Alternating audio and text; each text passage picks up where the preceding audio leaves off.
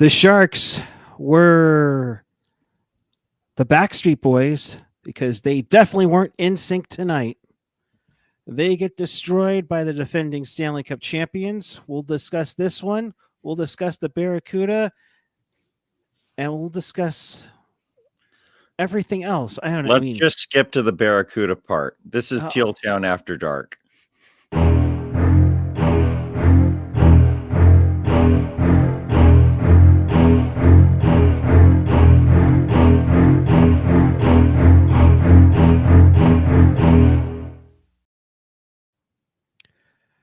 Good evening, everyone. It is January 25th, 2025. Yes, 11 shopping months till Christmas. And because, boy, howdy, do the Sharks need some gifts. They lose 7-2. They sure did. And gosh, welcome to Teal Town After Dark. This is your live interactive Sharks postgame, where we do this after every game because we like to torture ourselves for the last 5.5 seasons. So if you want to be part of the show, chat with us and fellow hockey fans all over the world on the YouTube page or the app. You can follow us on the social, where myself and Felix help out with the gifting of every painful play that happened in the games and such. And boy, howdy, there's been a bunch of them lately. You can follow us on there on Blue Sky, Twitter, and Threads, and all the rest of the social medias. Find everything at tealtownusa.com. And if you want to support the pod, you can do that live right now in the super chat or anytime on the Venmo app at Teal Town USA. And with that, a very good surprise to Mr. Canadian Yeet himself, Kevin Lacy. What is up, my friend? Besides not the Sharks or the Cuda. You know, even though the organization lost every game that was played on Saturday, January 25th, things were at least promising and hopeful going into After Dark after the Barracuda lost in overtime to Toronto this afternoon. And then the Sharks game happened, and we're going to cover both. But the fact that we have to cover both, you know what, fans? Thanks for tuning in. We don't blame you if you switched off the third period to watch Saturday Night Live. But we're happy that you're here watching Teal Town USA here this evening on a Saturday night. So absolutely, we appreciate it. I mean, what else would you rather do on a Saturday night where the combined total of the teams scored a total of 20 goals between the Sharks, Cuda, and Wichita? Oh, great.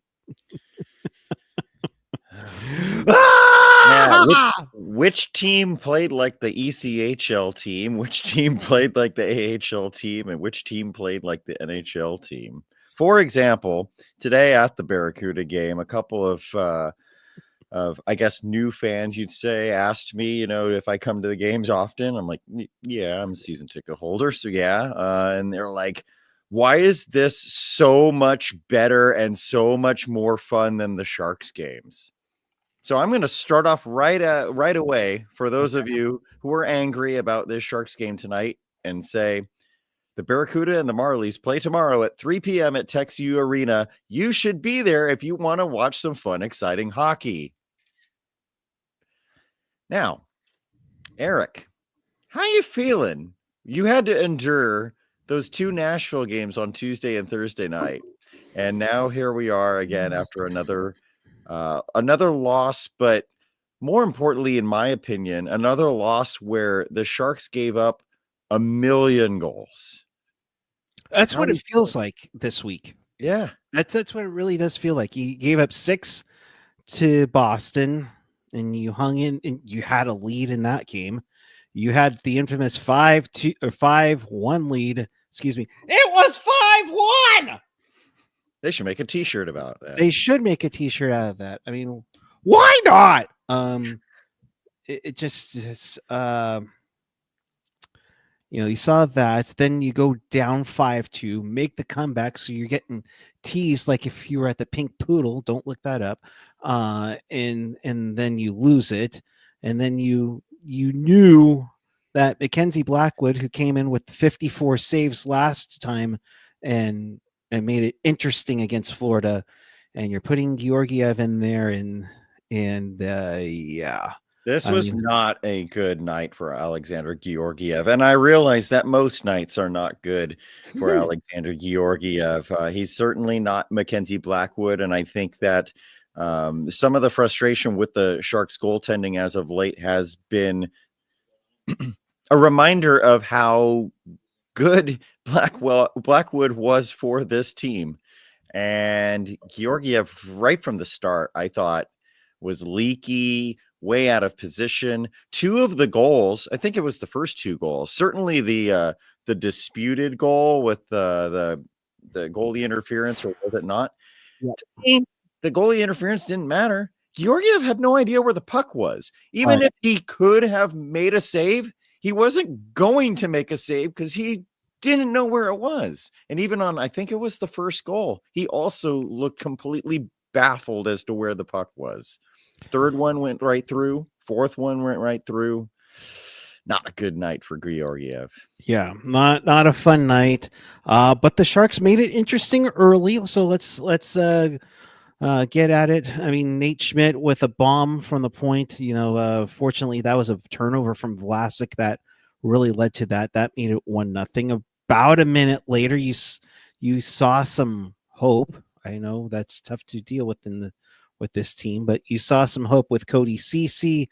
He got the opening goal for the Sharks to make it 1-1. Yeah, that tip in. So you're hoping for something of that nature, and Eric, I then think we found our new power play special here. Just put Cody Ceci in front of the net, and he'll tip home goal after goal after goal. So go figure. hey, go figure. I mean, to get some traffic in front of the net, it's one of the things I've been preaching for a while, but it was nice to see that happen. That made it 1-1, and then just like 32 seconds later, then you had this. I want to say this was an intentional missed shot, but that'd be too crazy for it. Ferraro misses the net like Christian Ehrhoff, and then Will Smith is right there, the right spot. He can. I mean, if there is a glimmer of hope for something on this night, I mean, Will Smith extends his point streak to 4 games.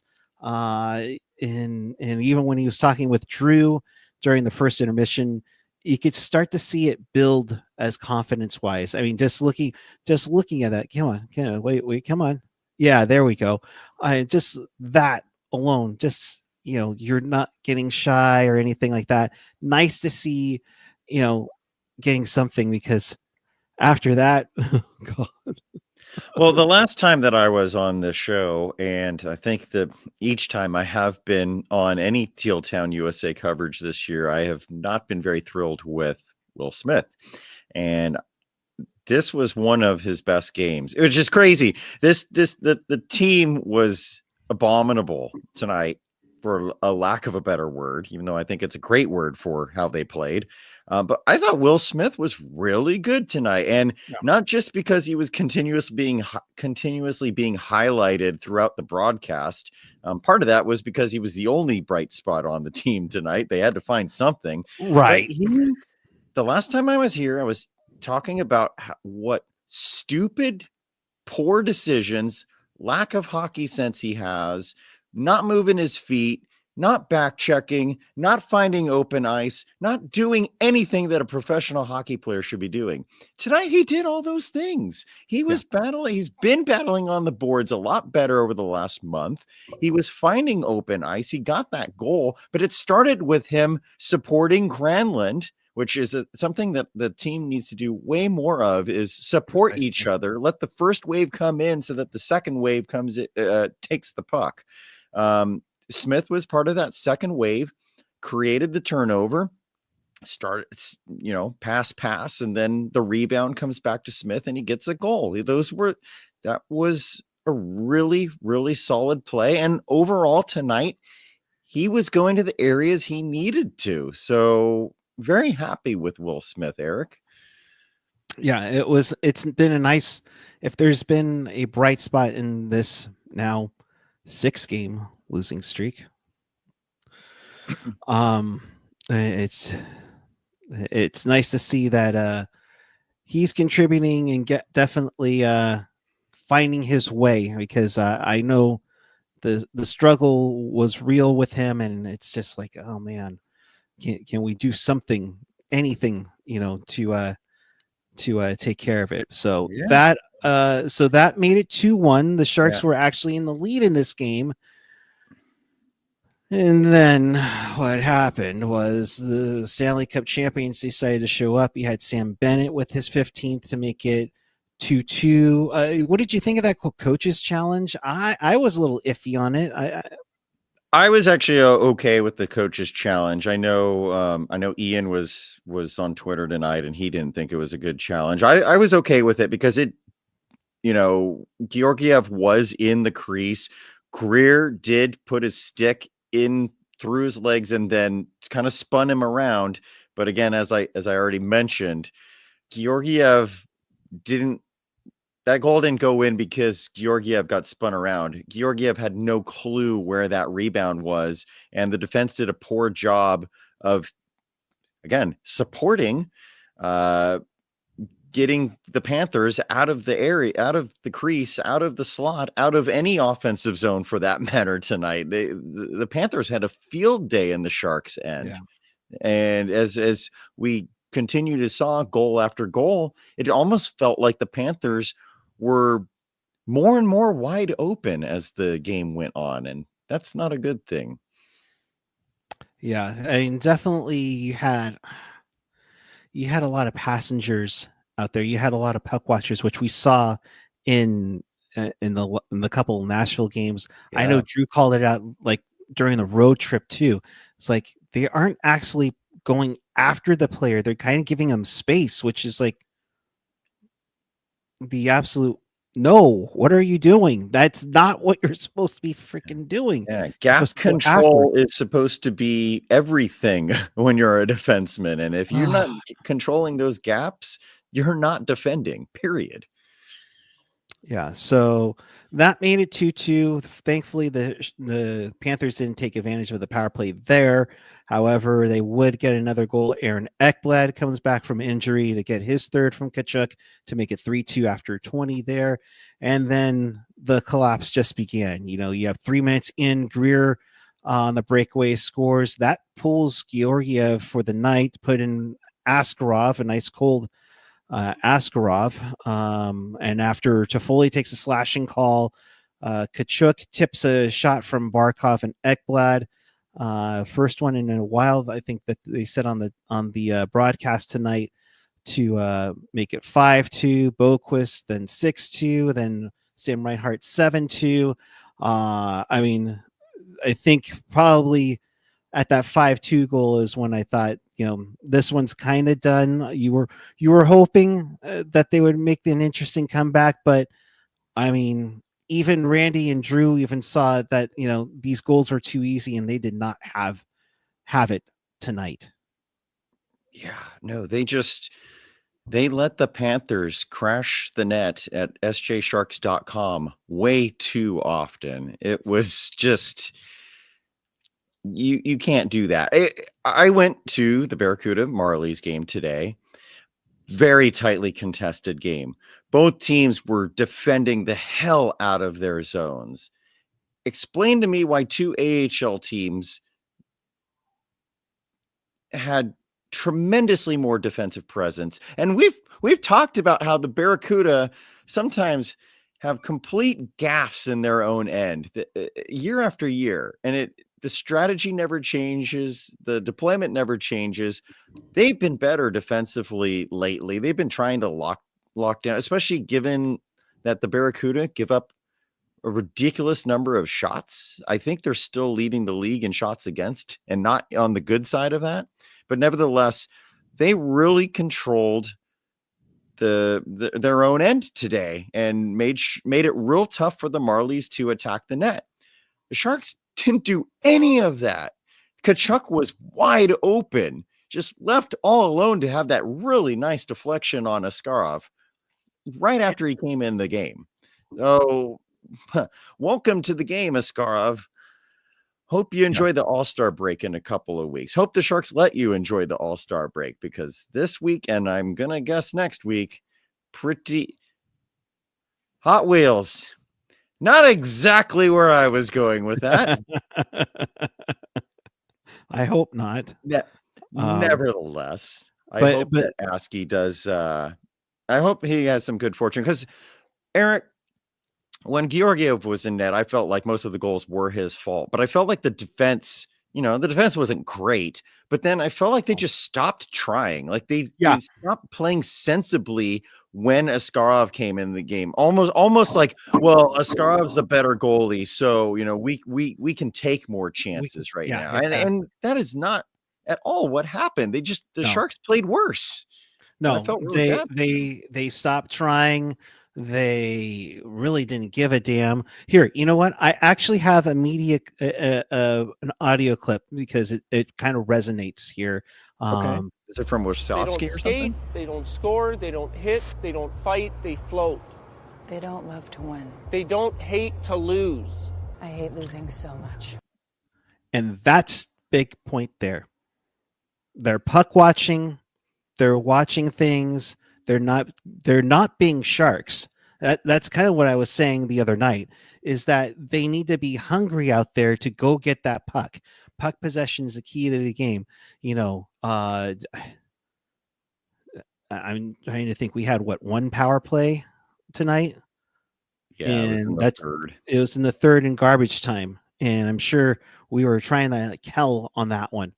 It's a shame we don't still have Mikkel Bodker. He could have made that a 7-3 game with garbage time goal there. I would have said Milan Mahalik, but I digress. So puck watching, the sixth goal. I think it was the sixth goal. Was that Sam Reinhart's goal? The sixth one? 7. All right. I know it's tough to figure out 6 or 7. 6 or 7. Too many. But the Sam Reinhart goal, you've got Jake Wallman.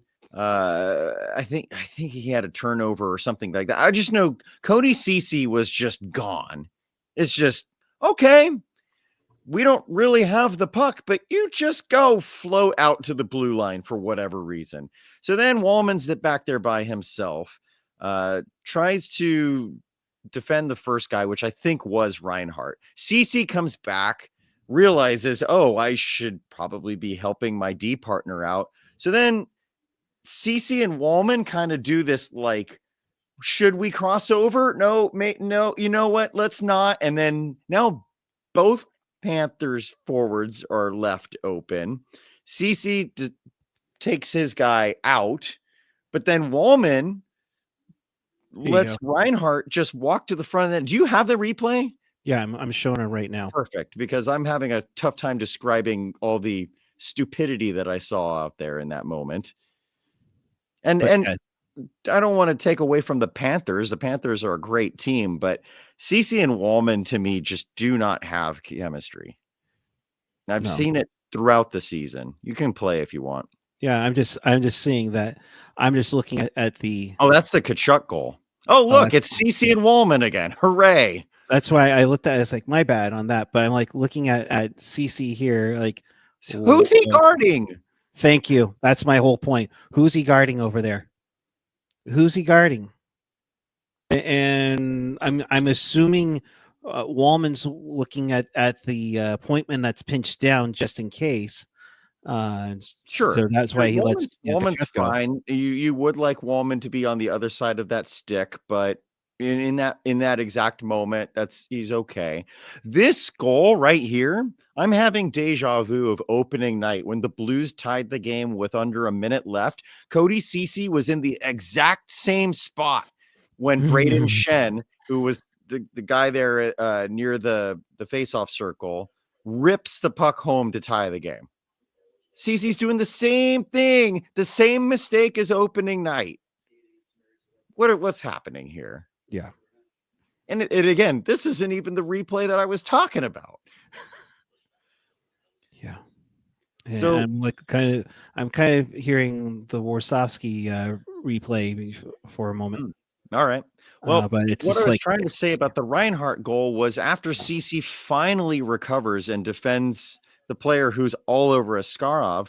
Wallman then watches it as Reinhart tries the net and knocks in the rebound. So it's like, okay, Wallman was the first guy there, but then once he finally got some help, he just decided to mail it in himself. And so just very frustrating to watch. And that's where I get frustrated. Sure. Because if there's an effort issue here, that's concerning. Sure. If there's a will issue, and I'm not talking Will Smith, that's an issue. If there's a give a damn issue, that's a concern. And right now, we're seeing them all. Yep. And yes, there are bits and pieces. I mean, Celebrini's is busting his ass, and he shouldn't be the only one doing it. Will Smith has picked up his game a little bit. We've seen Granlund, I think he had, going into tonight, 5 points in his last 2 games. I think so. It's like, guys, why are you starting late? And when you started early, you decided to sit back and not do shit the rest of the game. Yeah. Like, you don't have a game in the bag until it hits 000s or it's over in overtime. Yeah. Don't let up. And again, I'll go back to it. You're fucking Sharks, for crying out loud. Keep chomping. Stay hungry. It's just ridiculous to sense how these guys are just like, oh, we could sit back on a lead. We're fine. Yeah. How has that gone for you so far this year? Your 6 straight losses. You have 14 freaking wins. You're not even you're like borderline on pace for what you did last year. And this team has changed so much last year. You fired Quinn. You've gotten rid of boatloads of people on this. I think there was 8 players. That's a total guess. 8 players from last year that are on the roster right now. It's just.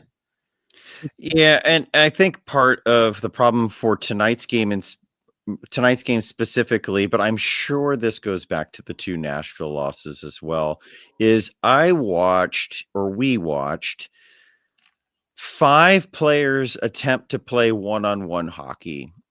So in the third period, there was a specific play where the Sharks, I don't remember exactly who, but one of the Sharks was trying to skate up into the offensive zone. It might have been Toffoli, and all 5 Panthers back-checked and made it impossible for him to do anything in the offensive zone, and he ended up turning it over, and then the Panthers went right back on the attack. And I remember Drew Remenda was commending the Panthers for what a great back check and great teamwork support again.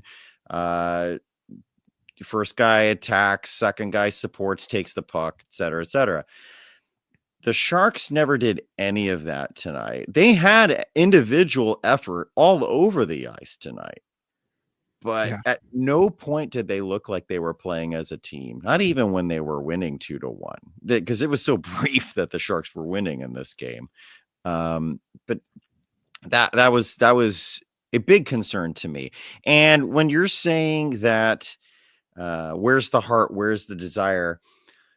I agree with that, but this is why you get call-ups like Scott Sabourin coming up from the Barracuda. I know a lot of fans were giving Greer flack for that this week, and I can understand that because, when's Thomas Bordeleau's time going to come, for example? Why are we not trying to elevate some of the younger players? But again, I believe that the Sharks have a strategy to keep the young players down as best as they can, but down as in the minors, so that they have more of a winning culture than we're clearly getting with the Sharks.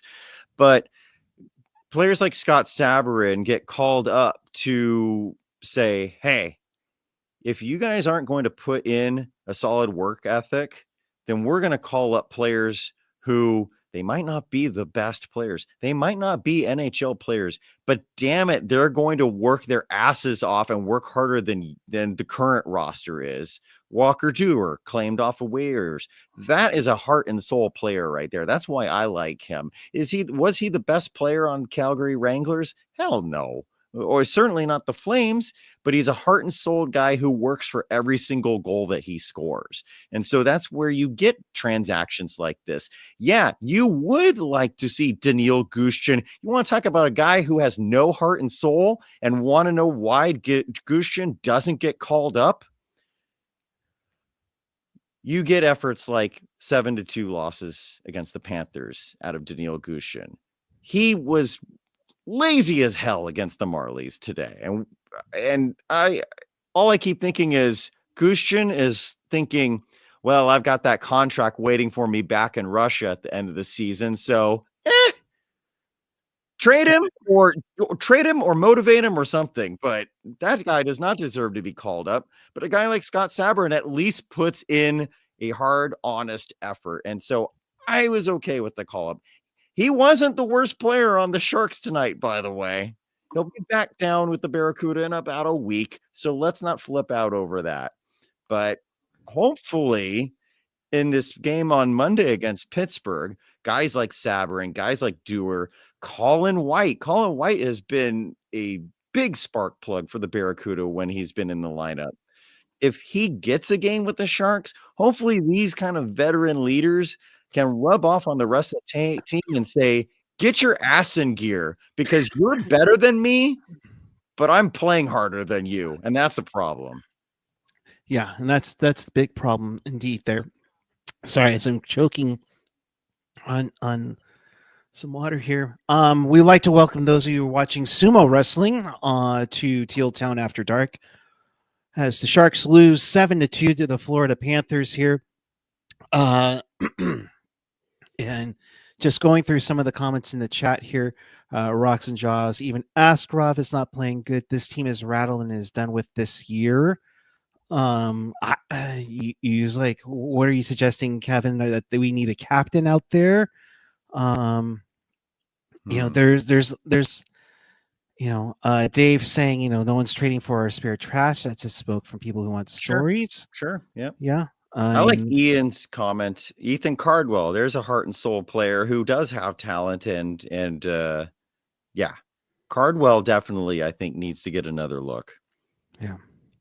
Now I'll ask you this as we slowly transition to the Barracuda here. The Greer's team, this Greer's team just don't like Gushchin, not his player, essentially. You wonder if it's with that. But you wonder if it's Bordelot. But my point here, sorry, I don't mean to cut you off, but my point is that since they've been here for a few years, is it something like it should be clicking for them more so now? Absolutely. Versus like Graf or White, which we'll talk about in a second, or any other guys that are like even Cardwell. And granted, you don't want to put Bordelot on the fourth line. So I get calling up Cardwell and such, I get that. But my point is that, is there higher expectations from Bordelot and Gushchin since they've been around a bit? And, well, yes, they are Doug Wilson guys, but that also means that they've had more time to make it happen. Yeah, no, definitely. Gushchin and Bordelot both really will not thrive in bottom six roles. They need to be in top six roles, but are they better than the players that the Sharks have in their top six? Well, maybe games like tonight say could be, but overall, like logic would say no. And Gushchin looks very lazy this season since being sent back to the Barracuda, and he also had an injury of some kind, or at least that's what's been publicly stated, that maybe he's trying to battle back from, but I just don't see the effort, and I have never seen NHL skating out of Daniil Gushchin. I've seen average skating at best, and when you're a small player, 5'9", you gotta be more than an average skater, or at the very least bring some other element than puck skill. And so that, I think, is where Bordeleau is at least showing a new dimension. He's getting stronger on faceoffs. He's getting stronger on the boards. And tonight, there it was. Today, Toronto was just, I mean, they were having fits with everything. They were whining and complaining every single stoppage in play. It was driving me nuts how much time the referees were giving Logan Shaw, the Marlies captain, to gripe at them every opportunity. But they were pissed with Thomas Bordeleau, and I don't know why, but they were going after him every chance they could. And so, all right, there you go. Thomas Bordeleau's got some offensive skill, and if he wants to add an element of being agitating, then there's a guy you can call up because and hopefully spark the Sharks.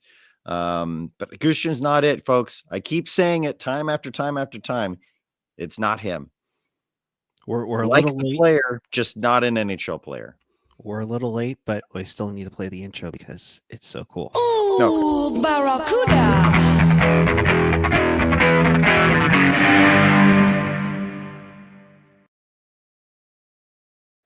Your San Jose Barracuda take on the Toronto Marlies for the.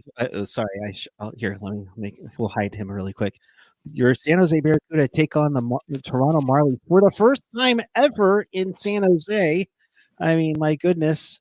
I mean, come on, look at that. He's ready to go watch the Barracuda at Coca-Cola Coliseum in Toronto right now. I mean, let me let you know. I mean, look at this guy. Look at this guy right there. He's got his very rare uber super limited edition Barracuda Legacy jersey because CCM didn't want to make any more, and that beautiful teal Barracuda toque with the maple leaf. I'm just uber jealous of your outfit right now. So let's talk about the CUDA here because at least they got off to a decent start on this one. I mean, you had let me see, where is it? You had Podorowski getting on the scoreboard early, which he's been. I mean, what a pickup.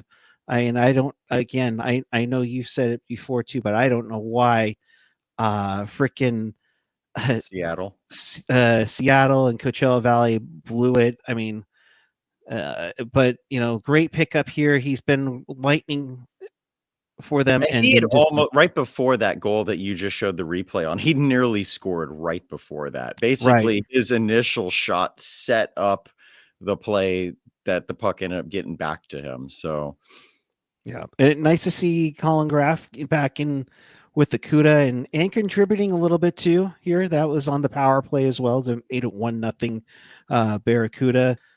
Continuing onward into the second frame, I believe it was Jack Thompson who gave us all half-price beer. Thank you, Jack Thompson. Is that what it is? It's half-price beer? Half-price beer the first 10 minutes of the second, which apparently now has been extended to the entirety of the second period. A nice Bobby Orr impersonation there as well. So you can say he was your beer scorer of the game. Nice. Hey, Jack Thompson had a really good game, and particularly the second period. I wanted to highlight him not only as the goal scorer here, but he was doing a tremendous job of out-muscling Marley after Marley in that second period. And I think Ian would agree with me that Jack Thompson at the NHL level is probably just a guy. But at the AHL level, you want him to stand out and because he had some time with the Sharks and now back down with the Barracuda, fine tune some of those details and get yourself back up to the NHL. Same with Muhammadulin, but Thompson had a real nice game on both sides of the puck, particularly in the second period, and he got a goal out of it too. That made it 2-0 for the Barracuda. Unfortunately, as we found out with and then what happened, Kevin? Yeah, exactly. We can't hold a lead. Oh, it's like it happens in all parts of the fucking organization. Yeah. Anyways, go ahead. But Sorry. the Barracuda, that first period, I mean, both games in Toronto, the Marlies were the better team. In the second game, the Sharks won, and the Sharks were definitely in the game. And the Barracuda were definitely in the game, but they still probably should have lost both games. So to see the effort that they put in the first period and the first half of the game specifically, they were battling, and they look like the best team in the American Hockey League there for half a game. They were fantastic. Unfortunately, then the Marlies got themselves back into it. And that's crazy because you're up 2-0. The shots were 19-8 in favor of the Barracuda, and you just let them get right back in it. I mean, what did you see between 2-0 and 3-2? Normally with John McCarthy's Barracuda clubs, what I find is the first period they start off really strong, and then the second, it's like first intermission, the Barracuda make no changes, and the opposition makes every change they can, and the Barracuda come out flat in the second. That did not happen today, but as the period went on, it did feel like it didn't feel like they took their foot off the gas, but it just seemed like Toronto was able to elevate their game to the level that the Barracuda were playing at. Right. And then getting that first goal, which is actually escaping me right now, the first goal. But the second goal, the tying goal right at the end of the second period, that was Abruzzese. a dagger. Yeah, that was Nick Abruzzese. And that was right off a faceoff. The Barracuda did a really good job on faceoffs today, but that was a clean loss. Logan Shaw won it back to Abruzzese, one quick shot to the top far corner of the net, and we had a tie game. So that made the third period very interesting. And I felt like the third period is where we put our foot off the gas. Even then, you had Joseph Blandisi at 6:22. That guy drives me insane, by the way.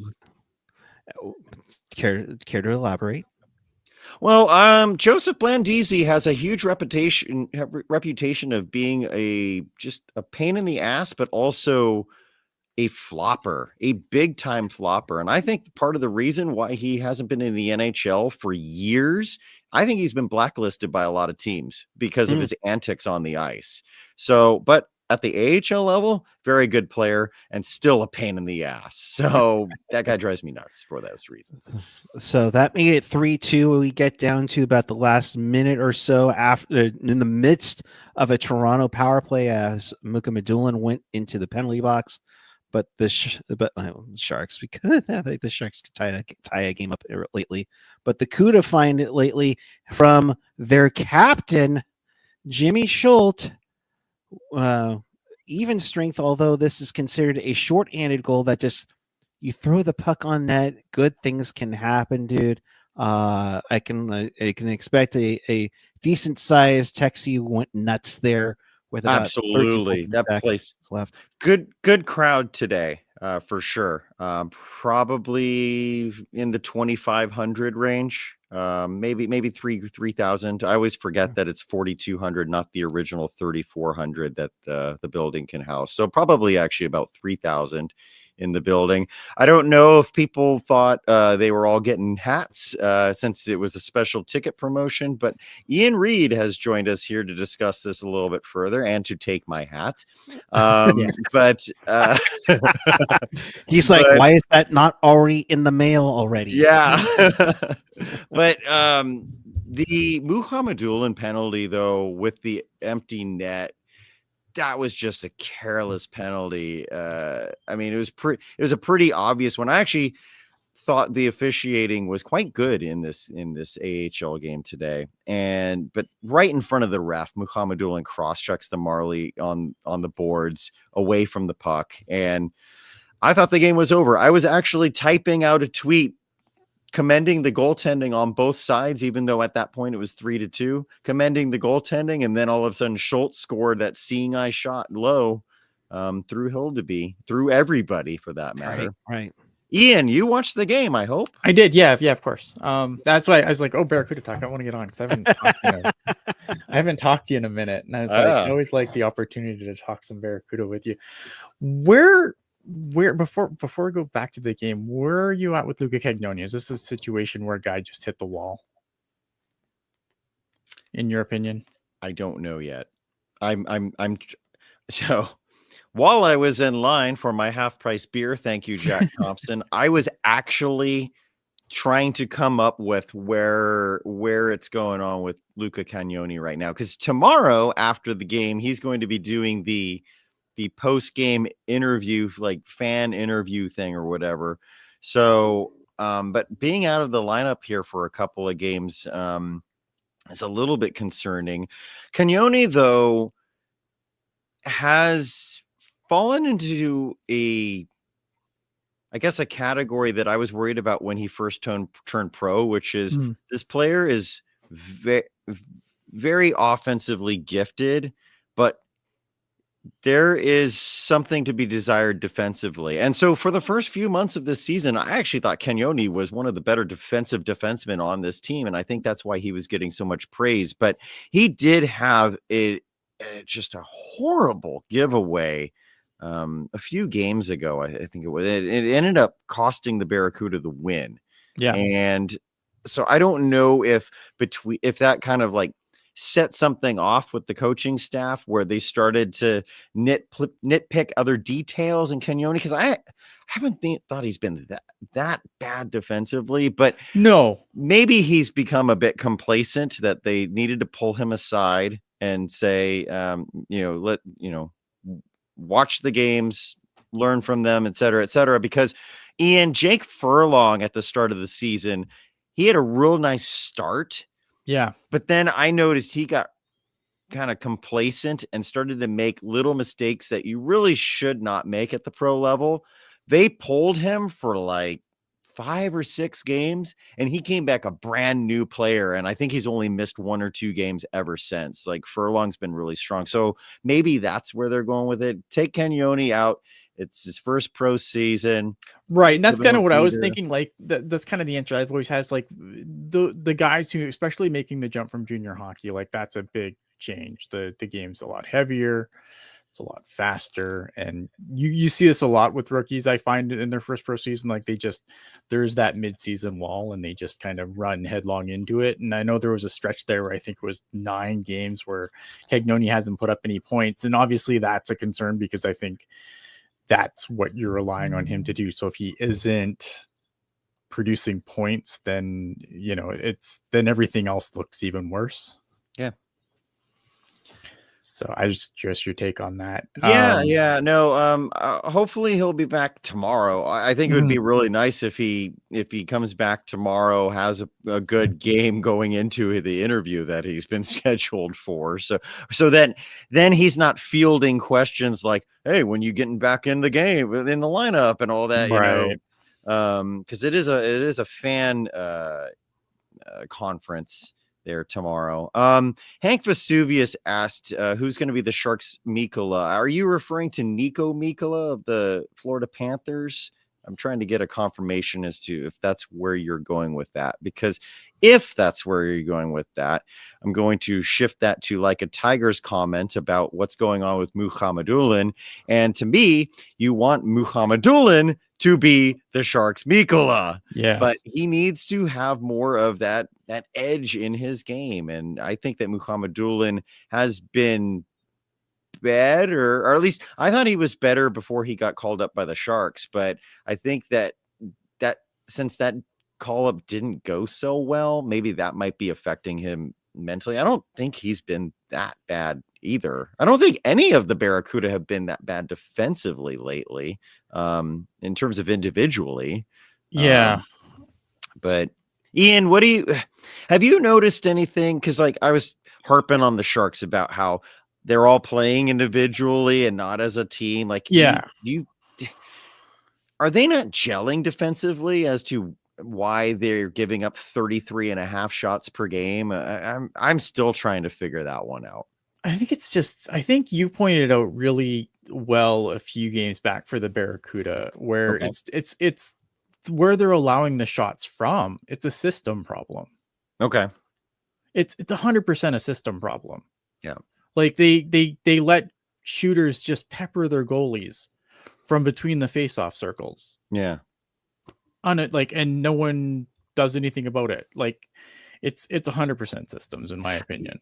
You know what? Actually, I just saying that just thought of something. And this, having been to many games this season, the Barracuda are really good about suppressing shots early on in the game. Mhm. And then as the second half rolls on, it's shot after shot after shot against. So today, Eric, I believe you said the shots were 19-8 at one point. What were the final shot totals?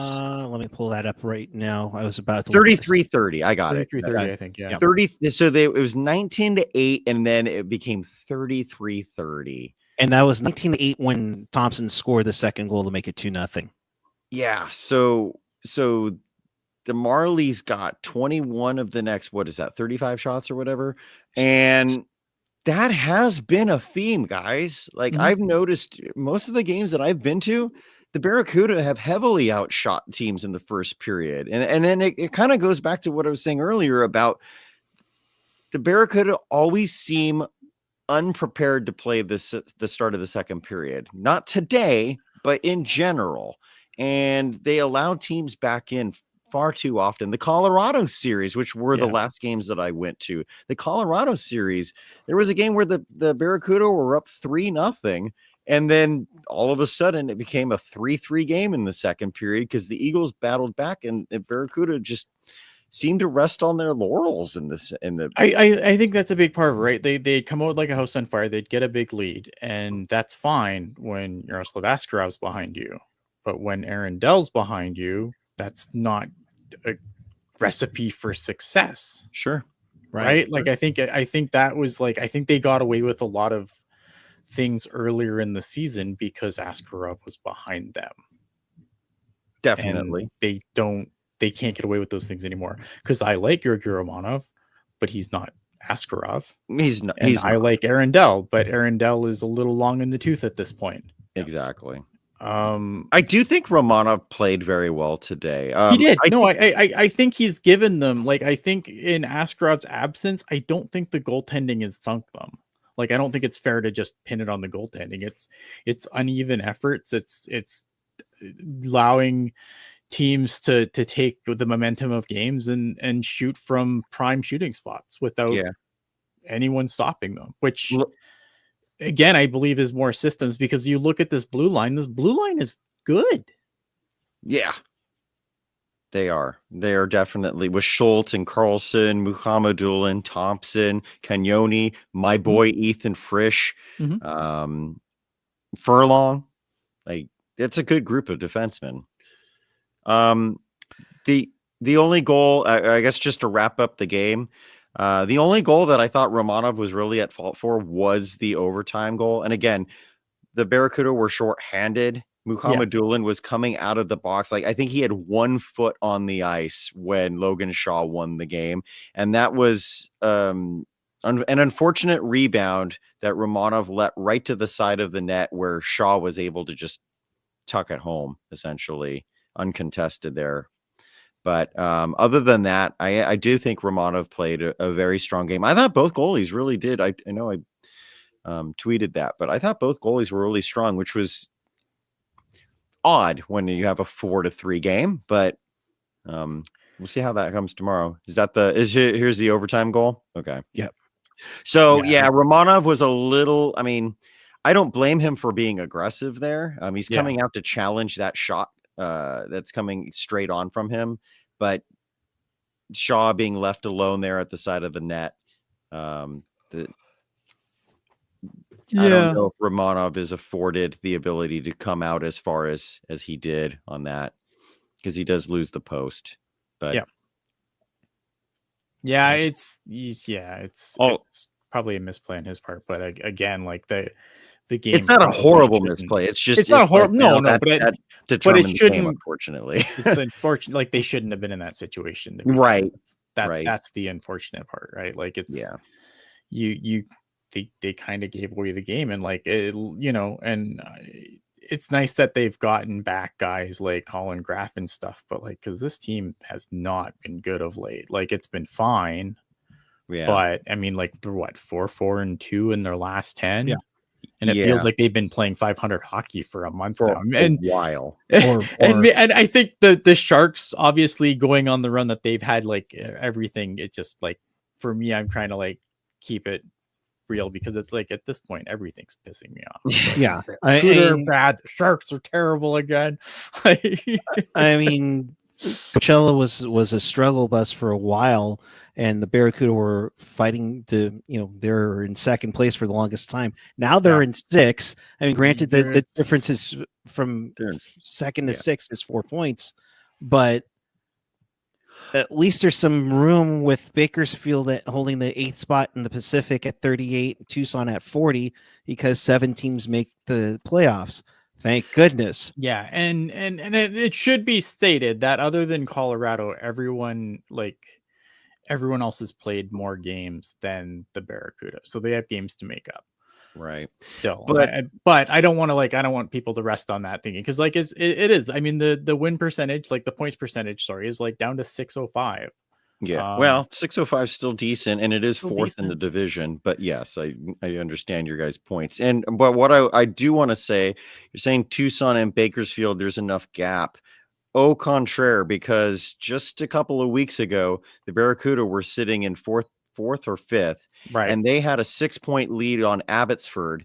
Well, those 2 losses to Abbotsford, both in regulation, allowed Abbotsford to climb right back into the playoff hunt. And I'm sure all the teams above the Barracuda were very happy with how that turned out.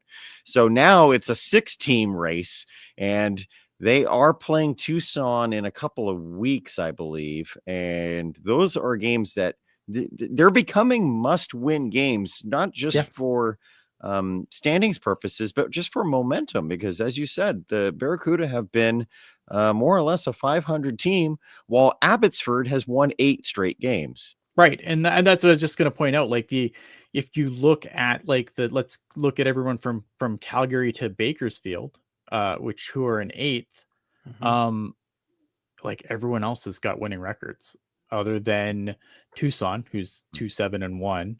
But even the Condors, who are sitting in 8th, have a very similar record to the Barracuda at this point. Everyone else is winning more games than they're losing, which, it's not great. I mean, I don't want to be the guy that's gonna be the Tin Man here, but if a collapse happens, you got to really look at your development system. Sure. And maybe you start looking at it a little bit right now, because you try to avoid it as much as possible, considering the talent that this team has. And yes, Colin White is on an NHL contract now. Askarov is on here for now. Who knows what happens once he's going down the second. Like I can't. I don't think he was bad tonight. Like I look at a lot of those goals, and it's like he made the first 1 and 2 saves, and then they just got to keep shooting on him without anything happening. But I can't imagine, like, if we're at the point now where we're bringing up Scott Sabourin and bringing up White, and like I can't imagine them keeping Askarov around when Vanacek comes back at this point. I can't imagine it. It's last year. It's quickly becoming last year all over again. Right. Yeah. I completely agree, Ian. I know AJ will probably mention it tomorrow on the Pucknologist, but I know the records between last year and this year are very similar to it, and it's just getting rough. I mean, and I don't think and I understand, like I agree with everything. Like I said in the chat, I agree with everything Kevin said earlier about why, okay, I understand why Sabourin, but to me, you have that guy in Ethan Cardwell who has a higher ceiling than a White or a Sabourin or anything like I don't know, this really frustrates me. And I knew these losses were going to make Mike Grier do something stupid. But these, like, I don't know, like, I just feel like you have guys that can fill roles still. Like Ethan Cardwell's the guy that I think should be instead of calling up Sabrin. I mean, it's Ethan Cardwell, right? Yeah. Like that should be the guy. I don't know, man. Like this, it bothers me because. Do you think that there is some sort of plan, long-term plan for Ethan Cardwell that is the reason why he's in the minors? Because I'm going to throw this to Walker Dewar. They're kind of the same player. And so to claim a player like Walker Dewar when you already have Ethan Cardwell in your system, I mean, from every account that I've heard, it's not an attitude issue with Ethan Cardwell. So we should be able to rule out. In fact, my understanding is Ethan Cardwell probably should have an A on his jersey sooner than later. So yeah, I'm not in the room, but yeah, I think like Hank's saying, like Dewar has a lot more size. Dewar does think have that more size. I think that might be it. Like he's bigger. You know, I mean, look at if the Sharks had like maybe 4 to 5 fights in a row, maybe that's the difference in that last Nashville game. I don't know.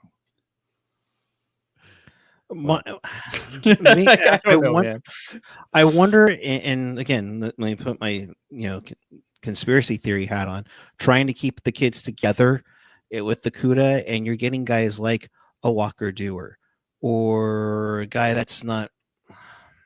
I just don't think that the Barracuda have been much on enough of like, and going back to how the Barracuda have been though, they are not enough of a heater that I think that like we should be like, oh, we need to reinforce the Barracuda now. Like, I don't. Well, one thing I do feel is please come back, Colin White. Congratulations on your 1-year contract with the Sharks. I feel it has been well earned. Unfortunately, the team with Colin White has been completely different from the team without Colin White. I feel like Colin White broke his foot. I don't know for certain. I just know he had a lower body injury, but he blocked a shot back in mid-December and he played a game after that, but then got shut down. And I think he fractured his foot. Just logically, that's why I'm running with that. But he came back in earlier in the week and was a defensive force again. And I feel like he might have scored even, and I could be wrong, but had a couple of scoring chances at least. So he gets the thanks for your service contract that the Sharks have offered the last 2 years to Derek Pouliot and Justin Bailey. But I do want to see White back with the Barracuda sooner than later, and then really be able to determine, okay, is this team needing something else? I mean, the Bailey for Regenda was an interesting trade. I wonder if that's and I do wonder if this is a situation where like maybe they think that this is going to be a short-term thing with Sabrin and White and everything, and I'm sure it will be. I think Justin Bailey moving him for like is Regenda is he subject to the AHL vet rule? I don't think so. To the what? To the vet, you can only dress so many vets. Oh, he's not. No, he was like 40. Yeah. He's like 40 games short. And that is the thing, is that Justin Bailey, the Barracuda do have a lot of veterans, and especially when White came back off of injured reserve, that tapped into that as well. So I think that's part of the trade with Bailey. Plus, he hasn't been good. Yeah, he skates like the wind, but he has struggled to put up points this year. So the scenery change, I think, is good for both players, because Regenda hasn't been good for San Diego this year either. No. After 2 decent, like last year, Pavel Regenda started off the AHL season with San Diego scoring something like 16 goals in 21 games or something like that. I think he finished the season with 19 goals. Yeah. And so something happened the second half of the year with them. And then to have only 4 goals this season with the Gulls, he definitely needed the scenery change. So I have a feeling that's going to be just a change of scenery. And then after the season, neither team brings their players back kind of deal. But Probably. I just wonder if it's like a situation where like they're just like hoping, because I don't think like it's getting to the point though where if you're starting to sign guys that are gonna have to clear waivers at some point, and I don't think like they're gonna be worried about losing Scott Sabrin to waivers, but it is getting to a point though where they're kind of starting to like bury holes with guys that are just gonna be career tweeners, like guys that we know what they are at this point. So let me get to, in the midst of all this, a couple super chats. Sorry. No, you guys are good. You guys, I that's why I'll grab some more water. You guys are on a roll. Jerry F, $2. Thanks, guys. It's also great to see Lacy again. Thanks. Always good to see Lacy. Rob, I'm guessing that it's supposed to be Warsaw, but time for Carson to call a team meeting. I think that it would be fantastic if unknown first name Carson calls a team meeting with the Barracuda. Given the chat's desire for coaching staff changes at the AHL level, whoever Carson is, go ahead and host a team meeting and see if you can turn this thing around. No, little fun, but I'm sure it was Warsaw, but I think something needs to be said, because you're seeing the struggle on both sides and you're seeing some similarities. I think if you're Mike Greer, you're probably pulling out your hair at this point. Yeah. Although I don't know what you expected when you brought fucking Georgiev in, but I digress. I just like the pun in Mike Greer pulling his hair out. Yeah, that's true. But at the same time, though, this is part of the plan. This is why he's bald. This is why. Yes, so that's where the Georgiev thing. Like I was complaining about his goaltending earlier, but like in the end game, it doesn't matter. Askar's the goalie of the future, right? And someone in the chat, like an hour ago, said Georgiev looks like he's lost his confidence, and I'm sure he has. But I also, I've heard some things about his attitude in Colorado, and I almost wonder if he came in thinking, well, now that I'm out of Colorado, I'm going to be top dog here in San Jose, and it hasn't worked out, and that really is where his demeanor has declined. Because he definitely, you see a lack of confidence. Close hair. Some more super chats. Hot Wheels 84. $5 super chat. Having 6 to 8 sub replacement players is not going to be a winning strategy. Guys, I'll let you take this one, but I think again, this is part of the process. They're not yet ready. They're trying to get the guys to cook. I think that like there's going to be people, and you will see them on social media, and they'll be like, and their response to everything is like, well, Matthew Schaefer. And I don't think that you should just accept everything that's bad because Matthew Schaefer. Right. Because next season it'll be Gavin McKenna, and the season after that it'll be another guy. Like at some fucking point, right? Like something has to change here, and I don't think that I think when things are concerning, because look at it, if there's anything in this past week that says like, oh, well, you got to bring up Scott Sabrin because fucking Matthew Schaefer. Like, is there anything in this past week that tells you this team's primed for a run that's going to fuck up Matthew Schaefer? That if they don't bring up Scott Sabrin to make it worse? Like, stop it. Like, think critically about these things. That's all.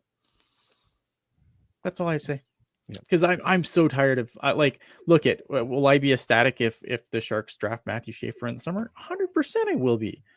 But I don't think that you should just hand wave away all the dumb shit that they're doing because Matthew Schaefer. No, I get you on that full on. Rob correcting himself. Thank you for the super chat, by the way. Again, better yet, Greer should call a meeting. Yeah. Ooh. Well, you're not wrong. Well, I mean, But and Dave, I'm in kind of in agreement here. You can't accept bad. I mean, yes, we were expected to lose a bunch, but teams that lose a lot learn to accept losing. That is a recipe for long-term yes. disaster. 100%. Yeah. Yes. Some quotes coming in from Shang. Toffoli, it's a shitty feeling. Which is I'm not looking, and I want to hit something here really quick, right? Like, go. like we don't have anyone in the pipeline to not need a like. I'm not saying we don't need Matthew Schaefer. I'm just saying that you shouldn't accept when the team does good things because Matthew Schaefer. Like when the team is going to get there just fine on their own, they don't need extra help from Scott Sabrin to get there. Like, have we watched the games? Like, we don't need we don't need any help by bringing up a guy like Scott Sabrin who's forever going to be Scott Sabrin when you could bring an Ethan Cardwell up. Yeah, he's not as big, sure, but like you're gonna get similar play. I don't know. Yeah, that's all I'm saying. That's all I'm saying. Like, don't accept stupid shit because of the end. They will get to the end result just fine. Right. Rob, again, you don't want to be the 2000s. No, God, no. Dear God, no. Some of the comments. Word for it. Yeah, no, that was bad. It was awful. Again, Toffoli, it's a shitty feeling. Wallman saying we gave up too easy. Yep. Yeah. Will Smith, put this dog in is great. You're good. Will Smith, it's embarrassing for us to do this in front of our home crowd. Yeah, I mean, it's been a bit. I'm trying to remember when was the last home win. Warsofsky, we think we were working hard, but we don't even have a clue how hard you have to work to win in this league consistently. So while that is true, those are the types of quotes that I hate. I used to bury Pete DeBoer for saying things like that because you're the head coach. That's your job to help these players learn how to compete hard enough to win at this level. And if you can't do that, then you have to have someone else at the helm. And this is not a fire Warsofsky thing. It's way too early to be considering that. But when he says things like that, that does not help his cause for why he should be the head coach for the foreseeable future.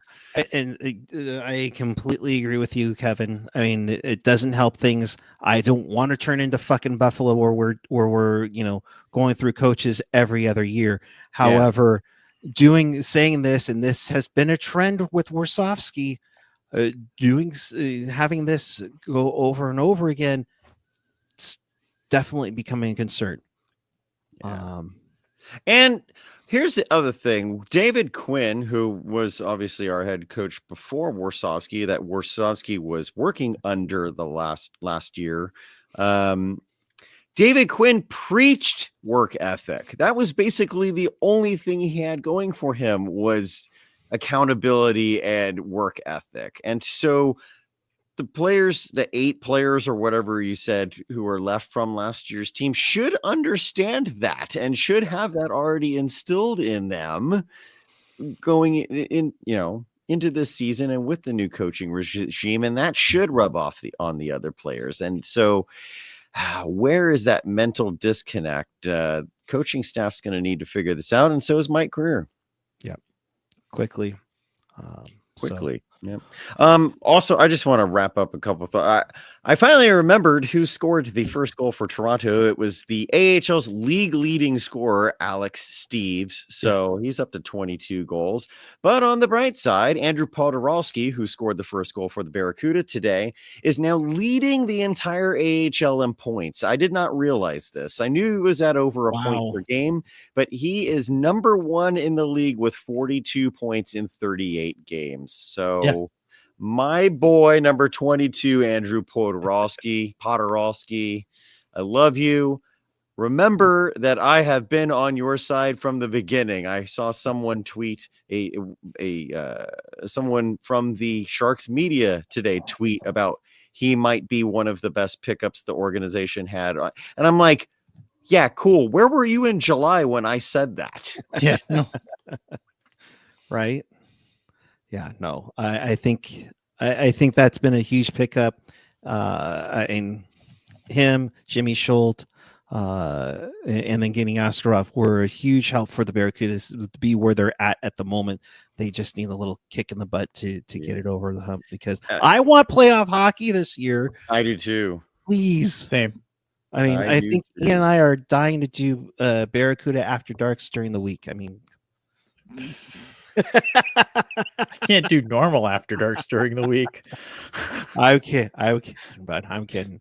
Okay. But You want one final little kick in the butt here? Come on. All right. So we mentioned already that the Sharks lost, blew a lead and lost. The Barracuda blew a lead and lost. Wichita, the ECHL team. Oh, God. Oh no. Yeah. They were winning 3-1 going into the second period. Oh no. You And in the seriously had a second- lead? In the second period, they gave up 23 shots on goal and 8 straight goals, 7 of which were in that second period. They lost 9-3 to the Utah Grizzlies, a Utah Grizzlies team that has a trademarked name with no problems, by the way. Oh! Yeah, look at here. So I just want to hit this really quick here. Like Podorowski again, like Podorowski's a great guy to have on the Barracuda. Yeah. He is what he is, right? Like, and this is why it's like, oh well, Podorowski's 20 goals. Why aren't they calling him up? Yeah. This is why, because he's a great AHL player. And maybe he, and maybe somewhere down the way he finds a role on like a fourth line, but he's always like, he is what he is. He's going to be a great AHL player who's an NHL tweener at best. But you need those guys on the Barracuda. The Barracuda have never had those guys. They've always relied on their young players to be the ones leading the charge. And if you look at successful AHL teams, with a few exceptions, it's always guys like Podorowski who are the glue guys for that team. Look at the Seattle Kraken expansion franchise. They brought in Coachella Valley into the AHL. Expansion franchise, starting fresh, all new players. Who did they bring in to then go to back-to-back Calder Cup finals? Mhm. Andrew Podorowski and Yep. Jimmy Schultz, who are both now on the Barracuda. That is exactly why these types of signings need to happen. Yeah. Winning breeds winning. And I say it all the time, probably every show I'm on here. You got to win at the AHL level before you win at the NHL level. I will die on that hill. And so when the Barracuda become good, then the Sharks will become good. Yep. That's the hope. So you bring in guys like Podorowski and Schultz to help them along that way. And so that they're confident in their abilities by the time they become San Jose Sharks. When the CUDA do good, it should hopefully be good. Yeah. And I think like, again, like and that's why I wish Colin that White's they another one would of those types of players. Which is why I hate that they've taken this Barracuda team and they've improved it drastically, but they still wasted on fucking McCarthy. Yeah, We'll see. I get it. We'll see. I hear there's a Ryan Clough in the front office. Just saying. Met him Anyways, tonight, but met him today, by the way. First time. Just a brief hello, but it was cool to see Ryan Clough. Saw Ryan Clough and I want to talk about Daniel Gushchin and how his effort needs to be vastly improved. I don't know who Tom Holy, assistant GM, was speaking with. Maybe it was nothing, but I saw him chatting away with someone during first intermission. Also, Florida Panthers general manager Bill Zito was in the building watching the Barracuda and Marlies play today. And excellent opportunity with the Panthers being in town to be able to scout other teams yourself for potential trade deadline moves. Mhm. So if you're a player like Daniil Gushchin and you're unhappy being in the AHL and you feel that you deserve to be somewhere, maybe throw in a little more effort when the other team's GMs are watching you. Maybe. Just a thought. Yeah. Brandon Coe, Brandon Coe. Oh, he threw a hit tonight, by the way. That was amazing. Wow. Yeah. Yeah, I don't know, man. Like I think like again, like I look at what Mike Greer's done. I think like I've liked a lot of what Mike Greer has done. And obviously look at like right now, this losing streak has been for both like the play of both teams has been kind of meh. And it's really easy, especially with the way the Sharks are playing, to kind of lose sight of the big picture. Because look at, I mean, most of all, I'm a fan. So like when the Sharks play like the way they've played and they've lost the way they've lost, like, yeah, things are going to be a little, it's easy to lose sight of the big picture, I think. Because yeah. Gotcha. All right. It's hard, right? Because like when everything's going this wrong, it's easy to just like to lose sight of the big picture and everything sucks. Yeah. And that's where we're at right now with the Sharks having another long losing streak, because they had that long losing streak and then they won the first 2 games of 2025 and now it's a long losing streak again. So it's just a kind of a continuation, and right now it's getting ugly. And it's easy to start looking at things like it's easy to start looking at players and being like, because you're pissed off, right? So it's like, oh, well, Muka Madulin hasn't been what exactly I want him to be. Then sure. Fuck, that's the Timo Meier trade. And like, and I'm not picking on Hot Wheels here because it probably looks at like, whereas like Muskie isn't awesome, like the Timo trade is aging, there's this is why prospects are prospects though, right? Right. They're not sure things. You don't draft sure things, you draft prospects. Shimon Nemitz, I'm reading in the chat. Shimon Nemitz will not solve the Sharks' defensive problems. It will only exacerbate them. The number one knock on Shimon Nemitz is he has no defensive ability. Yeah, so I don't see at some point you have to have like. I still think you take a swing there, but I don't. Sure, but. It's not going to help them defend. It might help them on a power play, because he's a solid prospect. Don't get me wrong, but the number one knack on him is he does not know what the hell he's doing in his own end. Ryan Merkley. So be guarded against that being the solution. Yeah. Gotcha. By the way, are Kunlun Red Star. Oh. Sorry, Eric. What's up? No, I was going to say, our other minor league affiliate, the Kunlun Red Star, with head coach of the original San Jose Sharks, did we Dale blow a Kravitz. 4-1? No, they've won 2-1 over Vitesse. They're 15-23. I didn't know Mikhail Kravitz was the head coach of this team. Heck Wow. yeah. That's a name. I mean, it all makes sense that they all went former Sharks in the lineup now. Totally makes sense. Give me a second to grab my dog. You guys wrap this up. I'm gonna grab my dog. Now that we're getting into KHL talk, this hat is really starting to. All right, let's get out of here. In case you missed anything or you want to watch this again, check us out at tealtownusa.com. Or if you want to hear the audio version of this, find us wherever you get your podcast. That'll be up in a little bit. If you're watching us on YouTube right now, thank you very much. Hit that like or that woodish glove. That would be greatly appreciated. Of course, hit that subscribe button and a notification bell to let you know when we do go on after every single San Jose Sharks game, or when news breaks. We'll be on here as well. Sorry, we weren't on to discuss the Colin White or the Walker Dewar pickups, but please check us out on here at Teal Town USA on the YouTube channel. Guys, final thoughts before we all pass out and go to bed. The Sharks do bad. It's Ian, bad. are you doing a what is it? The quarter century anniversary team thing, whatever the hell the NHL is doing right now with the. Are you guys doing that tomorrow on Pucknologists? I have no idea. I haven't looked at the notes yet. All right. Well, I don't know. The Sharks, I think, are. I know we expected talked to about the announce Sharks their- quarter, and I didn't get Timo Meier or Erik Karlsson. They were I could not guess them to save my life, and I think it was because like a lot of the other players were like older players that were on the list, and I think I just zoned in on that.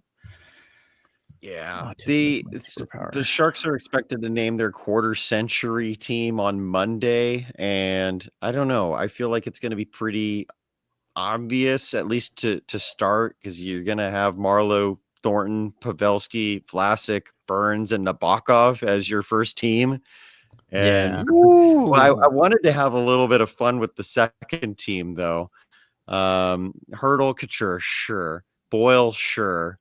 I don't know. I feel like Scott Hannon might be the other defenseman I throw in there. Because I'm trying to think. Again, this is quarter century here. So like Right, yeah. I would want to put Owen Nolan as my third forward, for example. He only played a year and a half in this quarter century. So I feel like that helps him. So I don't know. Can Brent Burns count as a defenseman on team one, no. forward on team two? That Oh no. you know? The long discussion of Burns to forward has returned. Oh, lovely. Oh Burns to forward no. broke like a whole generation of this. Dear fan base. Lord. Oh gosh. All right. You can find him at Kevin Lacy 22 on Twitter. Of course, you can check out Ian Blogs Hockey. He'll be on tomorrow with AJ on the Pucknologist at 7 p.m. I'm sorry. For Ian, that's tonight at 10 p.m. Eastern. But before we go, we'd be remiss. At this point, we've lost 6 in a row. It's time. Oh no. I knew this was coming. Come on.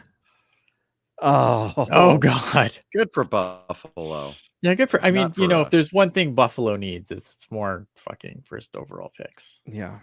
So, all right. Until then, thanks for watching. Keep it real. Keep it teal. Keep it real, teal. Have a good night, everyone. Pucknologists tomorrow night, 7 p.m. And then Monday night, following Sharks and Penguins. Dear Lord, if they score 10 goals on us again, I'm not going to be happy camper then. I you know what? Like, I feel like, no, I'm not even going to breathe it into existence. Oh, It's like don't. at this point, like, I just, to really just get this fan base to completely fucking melt down. It's not only, it's got to be like Erik Karlsson scoring half of them. Oh, dear Lord. Because at this point now, I just think I want to watch the world burn again. I think. Dear Lord, that, oh God. Yeah. All right. Have a good night, everyone. Stop it. I know. Bad. I'm a bad human being. I'm sorry. We will see you Sunday night for Pucknologists, Monday night following Sharks and Penguins.